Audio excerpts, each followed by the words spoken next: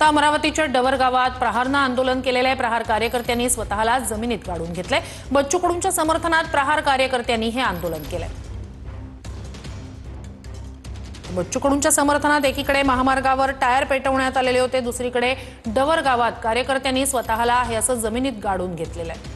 प्रहारचे कार्यकर्ते आता आक्रमक झालेले आहेत। बच्चू कडूंचं अन्नत्याग आंदोलन त्याचा आजचा 5वा दिवस।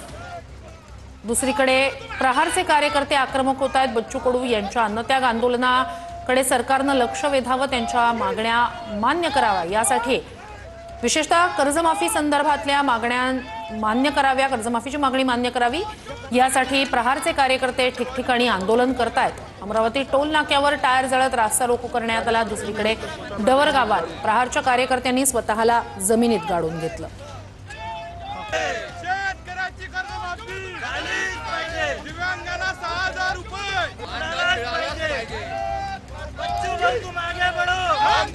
ही 3 दृश्य आपण पाहतोय। बच्चू कडू कर्जमाफीच्या मागणीसह विविध मागण्यांसाठी अन्नत्याग आंदोलन करतायत।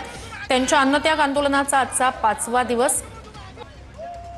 तर अमरावती टोल नाक्यावर प्रहारचे कार्यकर्ते यांनी रास्ता रोको केला बच्चू कडू यांच्या मागण्यांकडे लक्ष वेधण्यासाठी। म्हणूनच आता प्रहारचे कार्यकर्ते आक्रमक होत आहेत। सरकारनं या मागण्या मान्य कराव्या, विशेषतः कर्जमाफीची मागणी मान्य करावी यासाठी प्रहारचे कार्यकर्ते आक्रमक होत आहेत। डवर गावात काही कार्यकर्त्यांनी स्वतःला जमिनीत मातीत गाडून घेतलेलं आहे।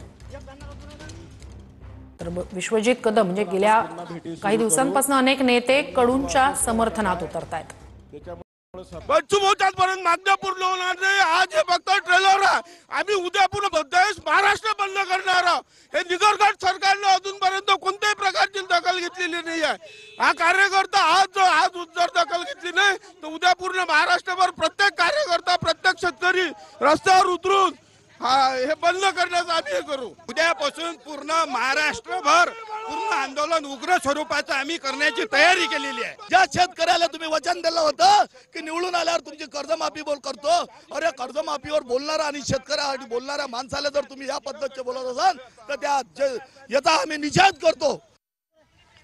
शेतकऱ्यांची संपूर्ण कर्जमाफी आणि विविध 17 मागण्यांसाठी बच्चू कडूंचं अमरावतीच्या गुरुकुंज मोझरीमध्ये अन्नत्याग आंदोलन सुरू आहे आणि या अन्नत्याग आंदोलनाचा आजचा 5वा दिवस आहे। त्यानंतर आता डवरगाव येथे जर आपण पाहिलं तर अर्धदफन आंदोलन कार्यकर्त्यांच्या वतीनं या ठिकाणी सुरू झालेलं आहे। जोपर्यंत शेतकऱ्यांना न्याय मिळणार नाही तोपर्यंत आम्ही या गड्ड्यातून उठणार नाही आणि या सरकारला झुकवल्याशिवाय हे लोन जे आहे आंदोलनाचं हे संपूर्ण महाराष्ट्रावर पसरणार आहे। काय सांगणार तुम्ही? तरुण आहात, कार्यकर्ते बसलेले आहेत, आंदोलन करतायत अर्धदफन। आमचे नेते बच्चू कडू हे उपोषणाला बसले आहे 4 दिवसापासून।